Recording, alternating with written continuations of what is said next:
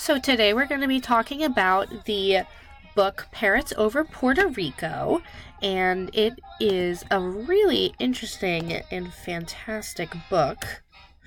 And we're going to start off with this quote. Once, hundreds of thousands of Puerto Rican parrots flew over Puerto Rico. By 1978, only 13 remained. Could humans now save the parrots?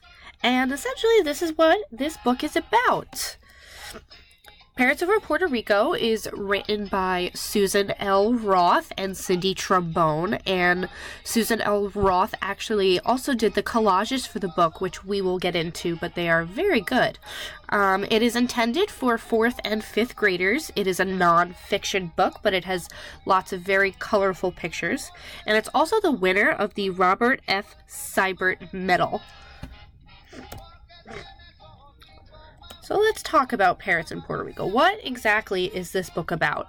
Well, it's a non-fiction story about the Puerto Rican parrot, and it's also about the natives of Puerto Rico, how they got there, the struggles that they faced, how they worked with their country being invaded and all of the wars, and it kind of ties that in together with the history of the parrots and how that affected the parrots' lifestyle and how the parrots live. And eventually the book begins to talk about the people of Puerto Rico and their efforts to save the parrots from extinction. And perhaps one of the best parts about this book is the illustrations. They are absolutely beautiful. It almost looks like they were made with tiny scraps of paper just sprinkled onto the page. They're absolutely gorgeous. The text in the book as well gives a lot of very descriptive passages, a lot of alliterations, very, very rich vocabulary and descriptive words. So if you're a student that really likes books with great pictures and really descriptive language, this is definitely going to be a book that's going to interest you. And here's another illustration of the Puerto Rican parrot that Susan does, and they're just really quite beautiful. I mean, the colors of the birds, the way that they're done is just so different and unique, and a lot of readers, I think, will really enjoy that about the book as the story goes on.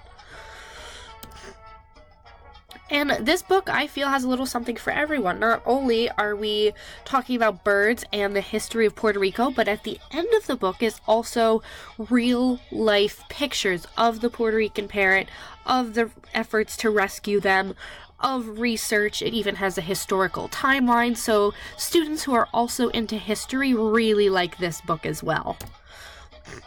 And just to give you a bit of examples, they've got an incubator for parrot eggs that they talk about. They talk about John H. White. He was one of the scientists on the mission to help rescue these parrots. They show you how they track the parrots today, which you can see in the top left corner. They've got a parrot with a little wire tracker on its back, which helps them protect the parrots and track their flight patterns and their health and see where they are and how they're doing. And if anything were to happen to them, these trackers let the scientists know. So overall, my final thoughts, this is a really great book. I would give it 4 out of 5 stars. And the reason I do not give it 5 stars is because I will say it's actually a pretty difficult read for 4th or 5th graders.